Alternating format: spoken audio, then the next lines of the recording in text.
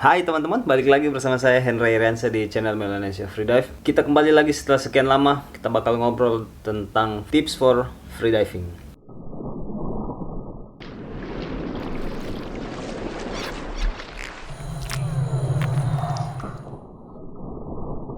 Oke, di video-video sebelumnya itu saya sudah sempat bahas beberapa part tentang freediving, ya, maksudnya beberapa tips tentang freediving, mulai dari equalisasi, mulai dari relaksasi, mulai dari bagaimana sih caranya menyelam ke 20 meter, kemudian bagaimana sih cara menahan napas dengan baik, kemudian ada beberapa kesalahan-kesalahan yang sering dilakukan sama teman-teman freediver. Di video kali ini saya bakal coba untuk memberikan tips khusus buat teman-teman yang sering bertanya tentang CO2 table. Jadi buat teman-teman yang belum subscribe, please subscribe dulu channel Melanesia Freedive biar kalian bisa update informasi tentang tips for freediving. Oke, saya mulai dari freediving secara umum. Jadi kalau kita ngomong soal freediving secara umum, apa sih yang paling berperan? Jadi teman-teman bisa ingat baik-baik lagi bahwa yang paling berperan sebenarnya yang pertama adalah jelas kemampuan kita untuk menahan nafas. Kemudian yang kedua, flexibility. Flexibility ini kita pakai pada saat kita menyelam dalam, karena di bawah permukaan air itu kan ada tekanan, kemudian tekanan itu bakal coba untuk menghimpit kita punya rongga-rongga tubuh, kemudian pressure itu juga yang akhirnya membuat kita harus untuk melakukan equalisasi. Nah, flexibility ini efeknya sangat besar, bisa membuat kita merasa lebih nyaman di bawah air, kemudian equalisasinya kita juga bisa lebih nyaman. Secara tidak langsung mentalnya kita lebih bagus dan kita bisa enjoy underwater. Yang ketiga, jelas equalisasi atau kemampuan kalian untuk menetralkan rongga-rongga yang ada di dalam tubuh manusia. Rongga yang harus kita equalisasi, masker, sinus, kemudian yang terakhir ada kuping. Nafas, flexibility, equalisasi. Nah, kalau ketiga poin itu kalian sudah punya dan kalian sudah tahu bagaimana caranya latihan, saya rasa tinggal menunggu waktu dan kalian pasti bakal ada di titik-titik yang dimana kalian mau, atau kalian bisa mengejar target kalian step by step.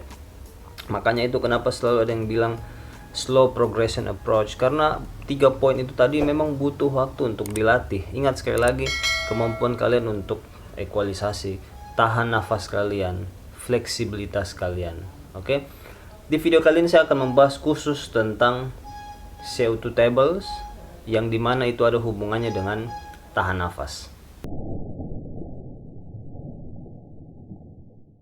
CO2 tables, penting apa nggak penting CO2 tables? Untuk beberapa orang sih mungkin sangat penting. Ada yang mendewa-dewakan CO2 tables, ada yang menganggap bahwa CO2 tables adalah satu-satunya kunci kita di freediving. Ada juga orang yang menganggap bahwa nggak ada gunanya sama sekali. Kemudian ada juga yang menganggap, ada juga orang yang belum tahu apa sih sebenarnya itu CO2 tables. Jadi di video kali ini saya bakal menjelaskan lebih detail tentang CO2 tables itu sendiri. CO2 tables, jadi kalian bisa lihat bahwa karbon dioksida, CO2 itu kan karbon dioksida, jadi training tables CO2, yang dimana artinya adalah melatih badan kalian dengan kondisi CO2 yang tinggi di dalam badan kalian. Kalau kalian susah untuk pahami, jadi saya coba jelaskan dari awal. Pada saat kalian menahan nafas atau pada saat kalian start menarik nafas, kemudian ditahan, lama kelamaan oksigen yang tadi kalian hirup itu bakal berubah, bakal tertukar jadi karbon dioksida, dan karbon dioksida itu bakal banyak menumpuk di dalam kalian punya badan, di dalam kalian punya darah. Nah, seiring berjalannya waktu tahan napas kalian, kemudian badan kalian bakal merespon kondisi dimana karbon dioksidanya kalian itu sudah banyak di dalam badan. Diresponnya dengan cara menyuruh kalian untuk bernafas. Jadi perintah dari dalam badan kalian yang menyuruh kalian untuk bernafas. Feeling automatic untuk kalian harus bernafas. Nah, di tubuh manusia direspon ada secara fisik, ada secara mental. Secara fisiknya yang paling sering kalian kenal dengan kontraksi atau perut kalian yang respiratory system kalian itu bakal otomatis bergerak, mencoba untuk mengambil napas, cuman karena mulut kita ini ketutup, jadi yang ada yang tiap orang beda-beda responnya. Intinya kalian tahu dulu jalan ceritanya. Begitu karbon dioksidanya tinggi, kemudian dia bakal kirim signal ke kalian punya otak, disuruhlah kita untuk bernafas, disuruhlah kita untuk ayo ambil nafas, ayo ambil nafas. Nah itu dipicu karena tingginya karbon dioksida di dalam kalian punya badan.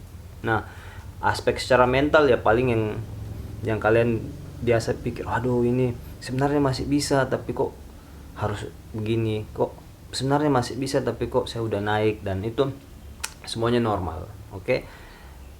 CO2 tables kembali. Jadi CO2 tables tadi gunanya untuk melatih badan kalian dengan kondisi dimana karbon dioksida kalian itu sudah cukup banyak di dalam badan. Jadi saya selalu membagi 3 zona kalau kita ngomong soal tahan napas ya, saya selalu membagi 3 zona. Ada zona aman. Zona aman itu adalah zona dimana dari 0 detik sampai di titik pertama kalian merasa ingin bernafas.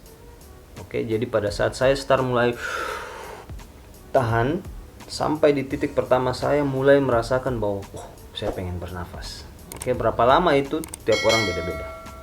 Kemudian yang zona yang kedua adalah zona kontraksi, dimana kalian pertama kali mengalami kontraksi sampai di titik kalian sudah tidak bisa lagi untuk menahan. Dan yang masalah sebenarnya memang di titik paling ujung. Kalau saya biasanya sih memang tidak bisa memastikan berapa lama, tapi yang saya tahu dan yang saya pahami adalah panjang zona kontraksi saya itu selalu sama dengan panjang zona aman saya.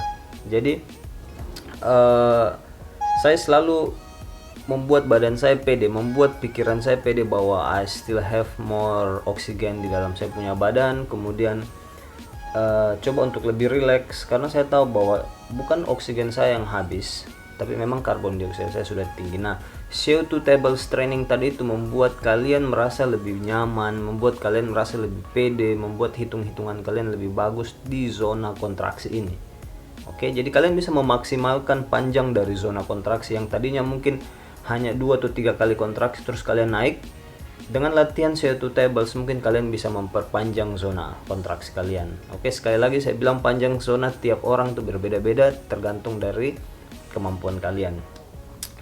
Next, yang terakhir ada zona danger. Zona danger ini saya tidak akan membahas lebih detail. Intinya itu adalah tergantung dari hitung-hitungan kalian pada saat di training day. Kalian bisa tahu bahwa saya punya limit tinggal segini, walaupun biasanya sih kita miss, tapi dengan bantuan body pada saat kita statik ya kuncinya. Pada saat kita statik ini sangat berperan karena kita punya hitung-hitungan maksimum sih sebenarnya saya ini cuma bisa sampai berapa detik, karena sekali lagi tidak ada istilah menahan nafas sampai titik darah penghabisan. Oke.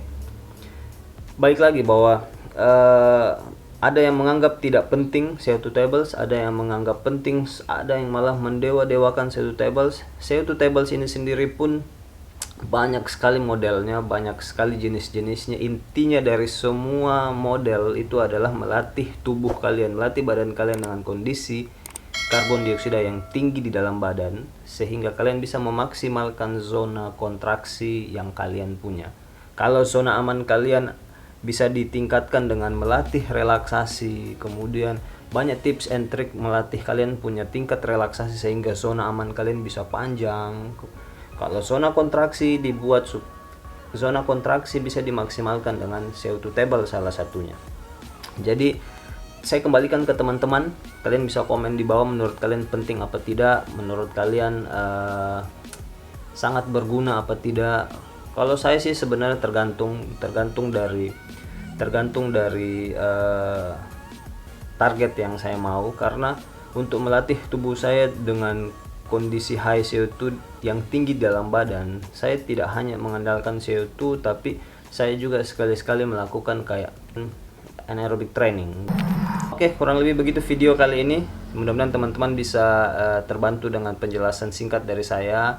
Nanti buat kedepannya saya bakal buat video tentang bagaimana caranya membuat konsep training CO2 yang baik buat teman-teman beginner. Jangan lupa subscribe channel Melanesia Freedive. Kalian bisa share ke teman-teman kalian, dan sampai jumpa di video selanjutnya. Bye bye.